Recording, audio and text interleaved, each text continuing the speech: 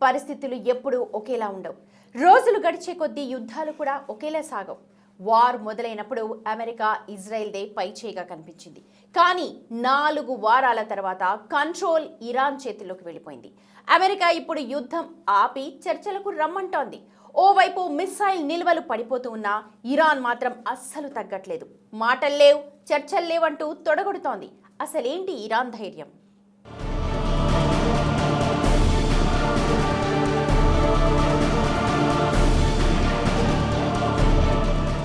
యుద్ధం కీలక దశకు చేరుకున్న సమయంలో ఇరాన్ దూకుడు చూపిస్తుంటే అమెరికా డిఫెన్స్ లో పడింది. రణరంగంలో వ్యూహాలు నిమిషానికోసారి మారిపోతుంటాయి. యుద్ధ తంత్రం కూడా ఊహించని విధంగా మారిపోతుంది. ఇప్పుడు పరిస్థితులు చూస్తుంటే యుద్ధం ఎక్కడి నుంచి ఎక్కడికొచ్చిందనే విషయం క్లియర్ గా అర్థమవుతోంది. ఇరాన్ ఇజ్రాయెల్ ఉద్రిక్తతలు మొదలైనప్పుడు ప్రపంచమంతా అమెరికా అండతో ఇజ్రాయెల్ విరుచుకుపడుతుందని భావించింది. వారంలోపే యుద్ధంలో ఇరాన్ చేతులెత్తేస్తుందని అనుకున్నారు. కానీ గడిచిన 4 వారాల్లో సీన్ రివర్స్ అయింది. అగ్రరాజ్యం అమెరికానే ఇప్పుడు శాంతి మంత్రం జపిస్తుంటే ఇరాన్ మాత్రం తగ్గేదేలే అంటూ యుద్ధ భూమిలో కాలు దువ్వుతోంది. ఇరాన్ చూపిస్తోన్న ఈ అసాధారణ ధైర్యాన్ని చూసి ప్రపంచ దేశాలన్నీ అవక్కవుతున్నాయి.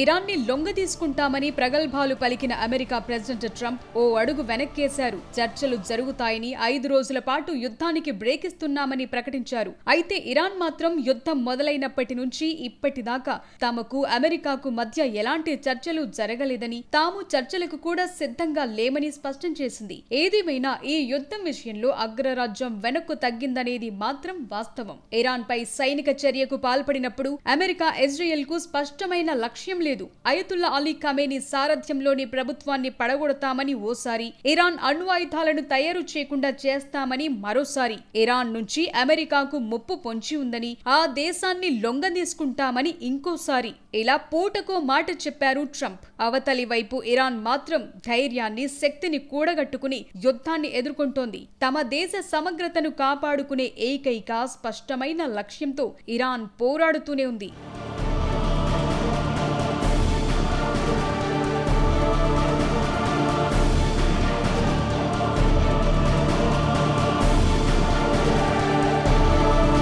యుద్ధం మొదలైనప్పటి నుంచి ఇరాన్ తన డ్రోన్లు, మిసైళ్లతో ఇజ్రాయెల్, అమెరికాను ఉక్కిరిబిక్కిరి చేస్తూ వారి డిఫెన్స్ స్టాక్ ను ఖాళీ చేస్తోంది. ఎన్ని రకాలుగా దాడి చేసినా, ఎన్ని చోట్ల బాంబులేసి విధ్వంసం సృష్టించినా ఇరాన్ తన ధైర్యాన్ని కోల్పోవటం లేదు. అందుకే అమెరికా ఇప్పుడు చర్చల వైపు మొగ్గు చూపుతోంది. ఇందుకు మెయిన్ రీజన్ హర్ముజ్ జలసంధి. ప్రపంచ చమురు వ్యాపారానికి కీలకమైన హర్ముజ్ ఇరాన్ కంట్రోల్లో ఉంది. యుద్ధం ఇంకా ముదిరితే ప్రపంచ దేశాల్లో సంక్షోభం పెరిగిపోయే ప్రమాదముంది. హర్ముజ్ పై నియంత్రణ తెచ్చుకోలేక అమెరికా ఆపసోపాలు పడుతోంది. చమురు సప్లై ఆగిపోతే ప్రపంచ వ్యాప్తంగా పెట్రోల్ ధరలు ఆకాశాన్ని తాకుతాయి. ఇది అమెరికా ఆర్థిక వ్యవస్థ పైన ప్రభావం చూపుతుంది. అందువల్లే అమెరికా యుద్ధం వద్దనే దాకా వచ్చేసింది.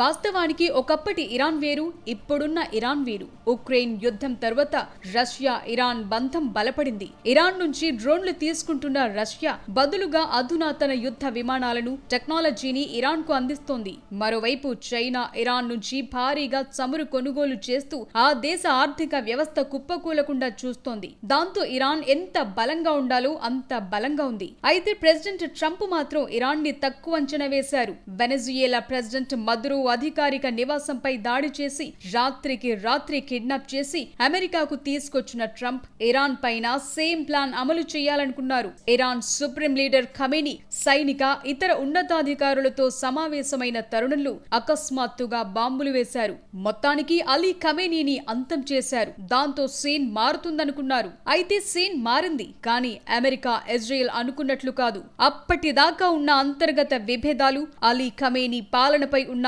అసమ్మతిని కూడా పక్కన పెట్టి దేశ రక్షణ కోసం ఇరాన్ మొత్తం ఒక్కటయ్యింది. ఆ దేశంలోని ప్రతి పట్టణంలో మిసైళ్లు, బాంబులు పడుతున్నా బెదరకుండా రోడ్ల మీదకు పెద్ద సంఖ్యలో వచ్చి ప్రభుత్వానికి మద్దతు ప్రకటిస్తూ ర్యాలీలు తీశారు. ఇది ఇప్పటికీ కొనసాగుతోంది.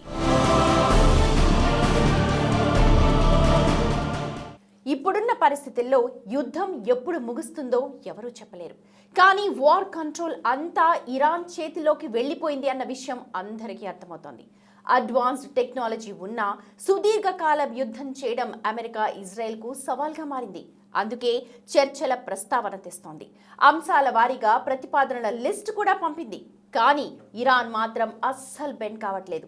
అసలు ఇరాన్కు ఇంత ధీమా ఎక్కడి నుంచి వచ్చింది? యుద్ధంలో గెలుస్తామన్న నమ్మకం బలపడిందా?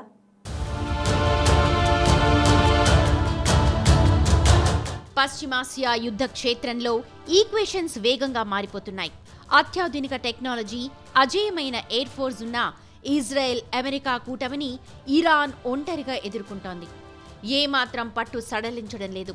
యుద్ధం ఎప్పుడు ముగుస్తుందో ఎవరూ ఖచ్చితంగా చెప్పలేకపోతున్న తరుణంలో ఇరాన్ ఎందుకింత ధీమాగా ఉంది అన్న ప్రశ్న ప్రపంచవ్యాప్తంగా చర్చనీయాంశమవుతోంది. అయినా యుద్ధం అంటే ఈజీ కాదు. దానిని మొదలుపెట్టడం సులభమే అయినా ముగించడమే అనేక సవాళ్లతో ముడిపడి ఉంటుంది. ఇరాన్ బలాబలాలేంటనేది పూర్తి స్థాయిలో రివ్యూ చేయకుండానే ట్రంప్ యుద్ధంలోకి దిగారు. ఇజ్రాయెల్ని గుడ్డిగా నమ్మి ట్రంప్ ఈ నిర్ణయం తీసుకున్నారు అన్న చర్చ జరుగుతోంది.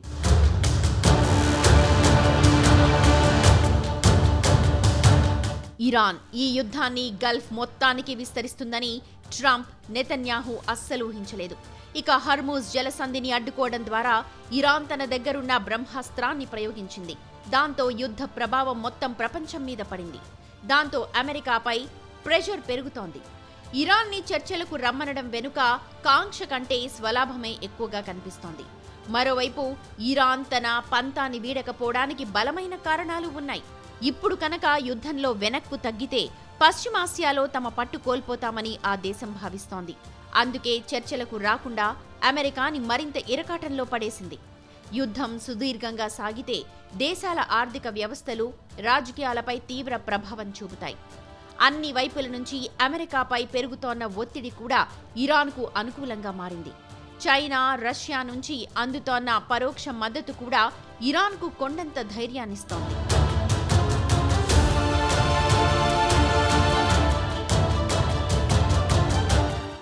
ప్రపంచ వాణిజ్యానికి కీలకమైన హర్మూజ్ జలసంధి ఇరాన్ నియంత్రణలో ఉంది. ఒకవేళ యుద్ధం ముదిరితే ఈ మార్గాన్ని మూసివేయడం ద్వారా ప్రపంచ ఇంధన సరఫరాను దెబ్బతీసే అవకాశం ఉంది. చమురు ధరలు ఒక్కసారిగా పెరిగితే ప్రపంచ దేశాలన్నీ అమెరికాపై ఒత్తిడి తెస్తాయని ఇరాన్ నమ్ముతోంది. అమెరికా ఎన్ని ఆంక్షలు విధించినా ఇరాన్ తన సొంత డ్రోన్, మిసైల్ టెక్నాలజీని విపరీతంగా అభివృద్ధి చేసుకుంది. చౌకగా తయారయ్యే సూసైడ్ డ్రోన్లు కూడా ఇజ్రాయెల్, అమెరికా ఎయిర్ డిఫెన్స్ సిస్టమ్ని ముప్పతిప్పలు పెడుతున్నాయి. అమెరికాకు చెందిన అత్యంత కీలకమైన దానిపై ఇరాన్ 100 మిసైళ్లను ప్రయోగించిందని ట్రంప్ ప్రకటించారు. అయితే వాటన్నిటినీ కూల్చేశామని తెలిపారు. కానీ అమెరికా యుద్ధ నౌక అబ్రహం లింకన్ పై దాడి చేసింది తామేనని ఇరాన్ ప్రకటించింది. యుద్ధంలో ఇదొక అనూహ్య పరిణామం. ఆ యుద్ధ నౌకను టార్గెట్ చేస్తున్నామని హెచ్చరించిన గంటల్లోపే దాడి చేసింది.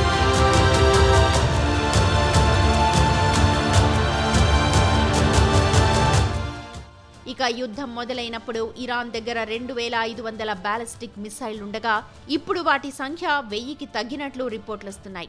గత ఏడాది జరిగిన 12 రోజుల యుద్ధం తర్వాత ఇరాన్ దగ్గర సుమారు 1500 క్షిపణులు ఉన్నాయి. ఆ తర్వాత 8 నెలల్లో మరో 1000 మిసైళ్లను తయారు చేసింది. ఇప్పుడవి కూడా 1000కి తగ్గిపోయాయి. అయినప్పటికీ ఇరాన్ తమ దగ్గర ఆయుధ నిల్వలు పుష్కలంగా ఉన్నట్లు పైకి చెబుతోంది. ఆపకుండా దాడులు చేస్తూనే ఉంది. మరోవైపు యుద్ధాన్ని ముగించేందుకు అమెరికా ముమ్మర చర్చలు జరుపుతోంది. కాల్పుల విరమణ కోసం 15 పాయింట్లతో కూడిన ప్రణాళికను ఇరాన్కు పాకిస్తాన్ అందించింది. ఇలాంటి టైంలో యుఎస్ అబ్రహం లింకన్ నౌకని తమ బాలిస్టిక్ మిసైళ్లు ఢీకొట్టాయని, దాంతో అది పనిచేయడం లేదని, గల్ఫ్ జలాల నుంచి వెనక్కు తగ్గిందని ఇరాన్ చెబుతోంది.